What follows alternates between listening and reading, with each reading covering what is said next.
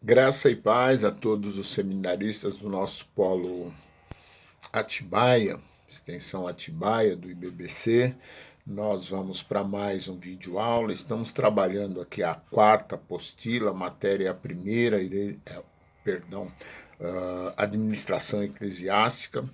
E nós paramos o vídeo anterior na página 81, retomamos na página 81 com procedimentos para a constituição de uma igreja segundo as exigências legais brasileiras.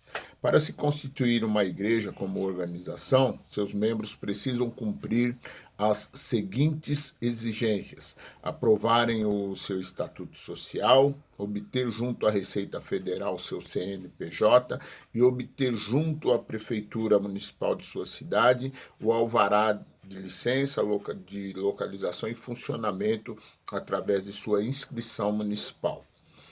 Estatuto Social. O Estatuto Social é um documento fundamental constitutivo do grupo, é o conjunto de normas que estabelecem a estrutura e a organização da sociedade ou do grupo. O Código Civil Brasileiro estabelece que nenhuma sociedade pode existir ou funcionar no território nacional sem ser juridicamente constituída. E o Código Civil Brasileiro prescreve as condições para a constituição jurídica de qualquer sociedade de natureza religiosa, cultural, que, no caso das igrejas ou BPC, estão disponíveis nos seus estatutos. 4 razões por que uma igreja deve ter um estatuto. Primeiro, uma igreja sem estatuto é uma igreja fantasma, ela não existe juridicamente. Uma das consequências da inexistência de estatuto será o conceito que os membros farão de sua igreja. Uma igreja sem forma jurídica é, aos olhos da lei, uma entidade abstrata e, aos olhos dos membros, como uma instituição que não sabe quem é e o que deve fazer. Uma igreja sem estatuto não pode ser representada juridicamente, não pode ser proprietária de nada, nem reclamar quaisquer direitos. Ficará sempre dependendo de outras entidades para representar-se juridicamente. Apresentamos aqui talvez a mais forte razão para que a igreja tenha seu estatuto registrado. Trata-se da necessidade de inscrever a igreja no CNPJ, Cadastro Nacional de Pessoa Jurídica, o antigo CGC. Para efeito de inscrição junto ao INSS, a legalização de qualquer obra que a igreja faça dependerá da certidão negativa do INSS. Há uma ideia errada de que a igreja, se a igreja não for inscrita, estará a salvo da fiscalização. A falta de inscrição não isenta a igreja das obrigações sociais, muito pelo contrário, torna uma instituição ilegal e marginalizada.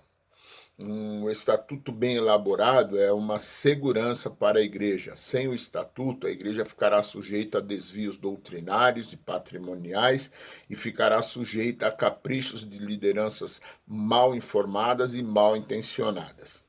Algumas exigências que devem constar nos estatutos: o nome da igreja, a sede e o fórum onde se desenvolverão suas atividades principais, as finalidades, ou seja, as razões da sua existência, a duração, membros, finalidades, direitos, deveres, condições para a admissão e exclusão, e diretoria, assembleias gerais, ordinárias, extraordinárias, quórum, eleições, processo, período, duração dos mandatos e etc., reformas estatutárias, patrimônio, disposições gerais. Cerramos a página 82. Na 83, o Estatuto é um documento de natureza estática, ele não se detém em estudos minuciosos, pois as normas de trabalho do grupo devem estar estabelecidas no regimento interno. Existem ainda alguns elementos necessários que devem fazer parte do estatuto para facilitar as atividades da igreja. A. Administração. B. Responsabilidade. C. Declaração formal de que a igreja não visa lucros. D. Declaração de origem dos bens. E. Destinação da sociedade. F. Definição genérica das atribuições da diretoria. G. Previsão de um regimento interno. H. Declaração de que cabe ao pastor a presidência da igreja. E I. Definição do quórum para as decisões vitais, como compra e venda de imóveis, eleição e demissão do pastor. O que não constar no estatuto deve fazer parte de um regime interno que não precisará ser registrado, mas que somente terá valor jurídico se for previsto no estatuto e nunca deve contrariar o estatuto social. Reforma dos estatutos. Mencionamos alguns motivos pelos quais a igreja pode reformar os estatutos. 1. A mudança de nome. 2. Mudança de metodologia. 3. Imposições legais. Encerramos a página 83 e entramos então na página 84. Vamos confirmar a página só. Isso, na página 84 nós entramos na página 84 com a inscrição no Cadastro Nacional de Pessoa Jurídica. As entidades religiosas que têm personalidade jurídica são obrigadas por lei a se inscreverem no CNPJ. A igreja não inscrita no CNPJ estará impedida de registrar seus funcionários. A falta de registro de funcionários tem sido a razão de muitas ações trabalhistas, onde, na sua grande maioria, a igreja tem que ressarcir o funcionário vultosas somas, além de ser um péssimo testemunho. Fazer transações comerciais, como compra ou aluguel de imóveis, aquisição a prazo de imóveis, utensílios, efetuar movimentos financeiros em agências bancárias, participar de eventos promovidos pelo poder público ou privado em benefício da comunidade. Existem inúmeros projetos que o melhor lugar para serem desenvolvidos é na igreja, mas igrejas fantasmas não têm chance. A inscrição municipal. Terceiro, inscrição municipal.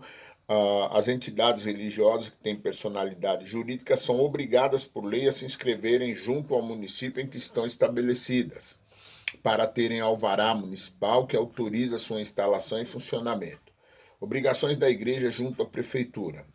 Contribuições anuais para a prefeitura denominadas de TLIF, taxa de licença e funcionamento, TFA, taxa de fiscalização de anúncio, e IPTU, Imposto de Propriedade Territorial Urbana. Como a Constituição Federal garante à igreja a imunidade em relação a quaisquer imposto, é possível não pagar o IPTU e, eventualmente, as demais taxas, solicitando essa imunidade à prefeitura. Nota relativa ao alvará do Corpo de Bombeiros. Para obter o alvará do Corpo de Bombeiros, serão necessários os seguintes documentos. A. Elaboração do projeto de combate a incêndio, com as medidas que estão dentro desse estudo. B. Escadas devem conter no mínimo 1,20 m de largura. C. Corrimão para as escadas. D. Sinalização para as escadas. E. Rampa de acesso para deficiente físico. F. Iluminação de emergência. E G. Para templos acima de 750 metros quadrados, alarmes de incêndio e sistema de hidrantes, espaço de 1 metro quadrado por pessoa. Encerramos a página 84. H. Planta baixa. I. Instalações após a aprovação do projeto. J. Prazo de 45 a 70 dias. Usos, costumes e tradições. Usos, costumes e tradições devem ser considerados pelo administrador de uma igreja quando forem tomadas quaisquer decisões, mas esses usos, costumes e tradições nunca podem contrariar o regimento interno, o Estatuto Social, o Código Civil, a Constituição Brasileira, sendo observada a ordem jurídica, pois é assim que os tribunais entendem. Valoriza-se toda tradição, desde que não haja violação da ordem jurídica. A igreja local, diretorias e departamentos. Cada igreja funciona com um determinado número de diretores, podendo serem diferentes de igreja para igreja, e essas diretorias são estabelecidas no Estatuto Social. Já os departamentos podem ser estabelecidos através do Estatuto Social, do regimento interno, ou ainda, se não forem previstos nesses instrumentos, podem ser estabelecidos pelo pastor da igreja, ou diretoria da igreja, e serem facilmente modificados quando se muda a direção da igreja.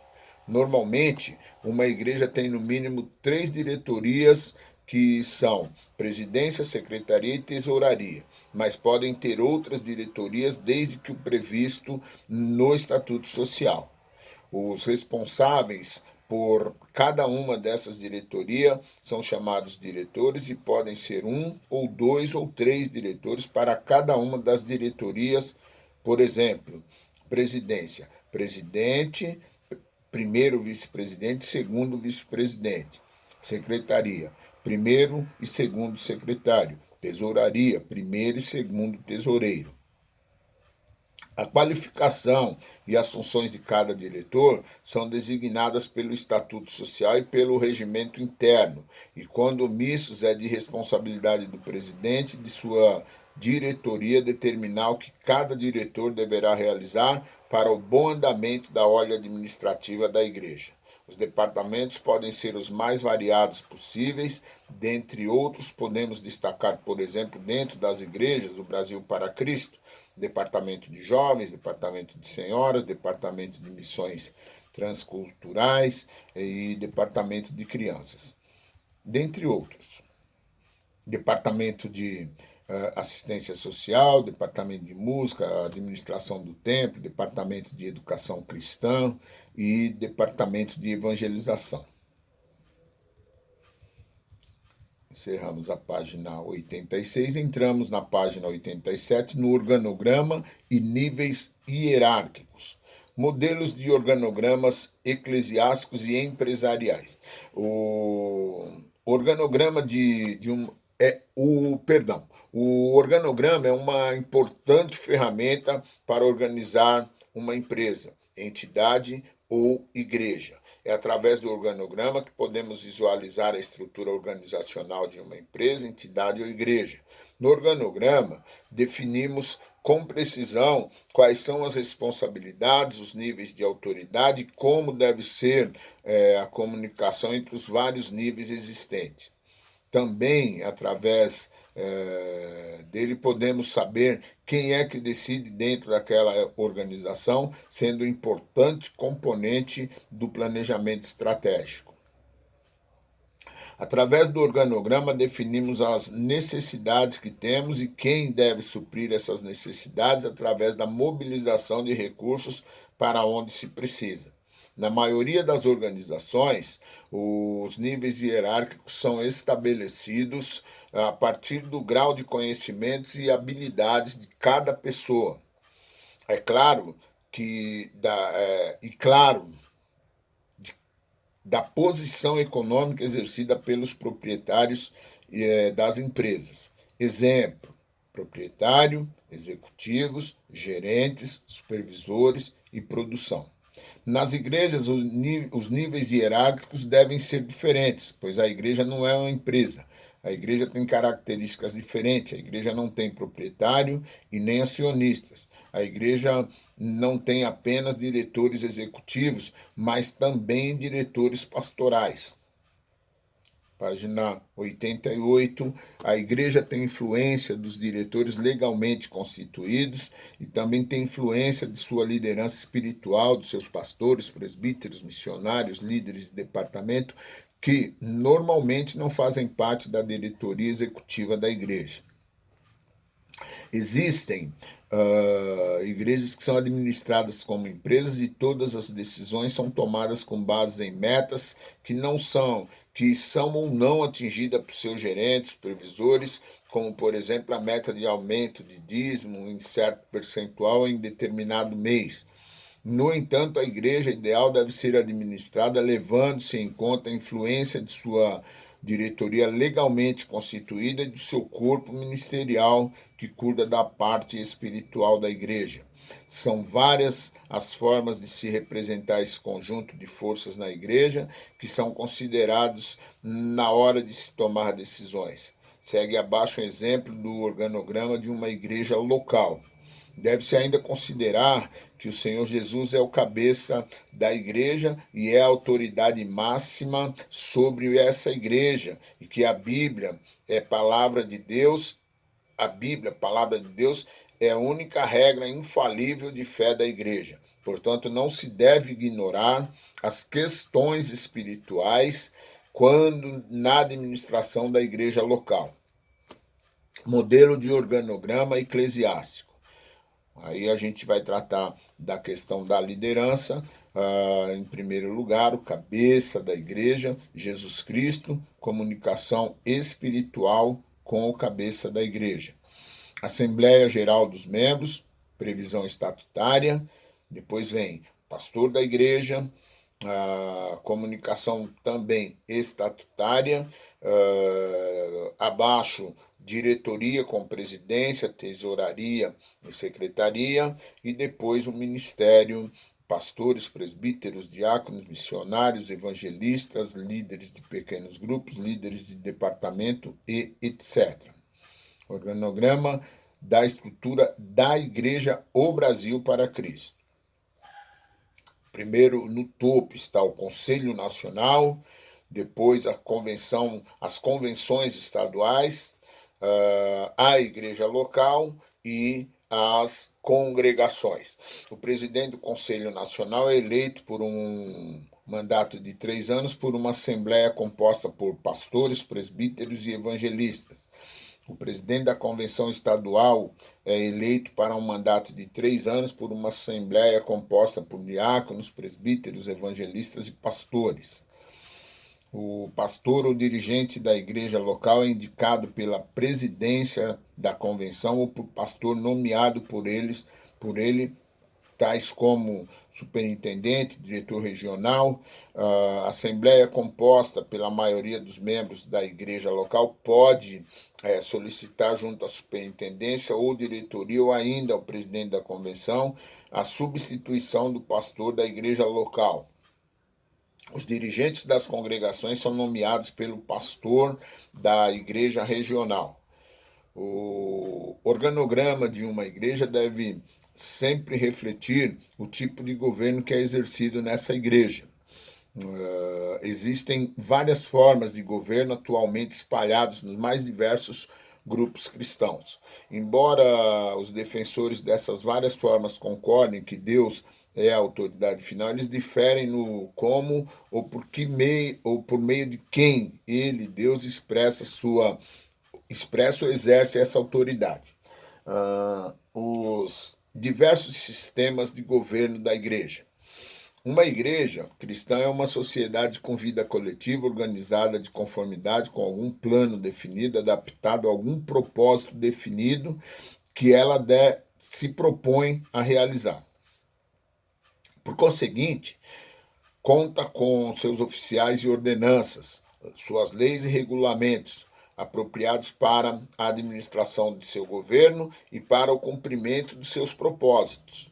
Existem basicamente 5 formas especiais de governo eclesiásticos que são o sistema monárquico, o sistema episcopal ou prelática, o sistema pentecostal ou neopentecostal, o sistema presbiterial e o sistema congregacional. O primeiro, o sistema monárquico, é aquele no qual o governo está nas mãos de uma só pessoa, sendo a tal pessoa cabeça da organização a nível mundial. no qual dita o que os outros devem fazer. Esse sistema também conta no seu governo com a participação do alto clero, formados por bispos diocesanos ou cardeais. É o sistema da Igreja Católica Romana. Sistema episcopal ou prelática é aquele que crê no governo dos prelados ou bispos, que são os sucessores dos apóstolos. O seu governo descansa nas mãos dos prelados ou bispos diocesanos e no clero mais alto. Diferencia-se do sistema monárquico por não possuir um rei, com concentração de todo o poder em suas mãos. Nesse sistema, o poder é dividido, compartilhado entre os prelatos ou bispos. É o sistema da igreja metodista, das igrejas grega anglicana, a maioria das igrejas orientais. Sistema pentecostal ou neopentecostal. É o sistema onde o fundador da igreja ou o presidente exerce a função de bispo até de arcebispo, mesmo que em tais denominações não existam essa nomenclatura em seu clero. Nesses sistemas, as maiores decisões são tomadas pelo maior líder, que deve ter um grupo seleto de pastores que podem ou não participar de tais decisões. Decisões de menor importância são tomadas por um grupo maior de pessoas, ou seja, pela classe de pastores e bispos. A membresia da igreja não participa de nenhuma ou quase nenhuma decisão, claro, respeitando-se o estatuto da igreja. O sistema presbiterial ou oligárquico. Esse sistema se diferencia do episcopal no fato de existir só um nível de clero. O oficial principal na estrutura presbiteriana é o presbítero. A forma de governar reside nas assembleias, sínodos, presbitérios e sessões. É o que acontece na igreja escocesa, luterana e nas várias igrejas presbiterianas. Página 90, encerramos. 91, sistema congregacional. Esse sistema prega a autonomia da igreja local, ou seja, a congregação é independente e governa a si mesma. Não há poderes externos que possam influir em suas decisões e cada membro da igreja tem direito à voz e a voto. Uma verdadeira democracia. É o que acontece entre os batistas, os congregacionais, os independentes e alguns outros grupos evangélicos. Encerramos a página 91, entramos na página 92 e temos aqui um organograma com os diversos temas. Nós vamos passar. Pulamos. Página 92. Nós encerramos, então, o conteúdo de administração eclesiástica. Vocês têm em mãos aí a apostila, tem os vídeos, tem os slides, tem todo o apoio necessário para vocês efetuarem uma boa prova, mas fundamentalmente fazer todas as revisões da apostila é fundamental para que você aprofunde o seu conhecimento nessa área. Uma área que tem muito pouco interesse para a grande maioria da igreja, mas quem almeja ou está inserido no ministério é de fundamental importância o conhecimento da administração eclesiástica para que a igreja ela seja uma igreja idônea, para que a igreja seja uma igreja reconhecida como uma igreja séria. Meus amados, que Deus abençoe a todos. Nós encerramos o conteúdo de administração eclesiástica. Que Deus abençoe a todos e até a próxima aula.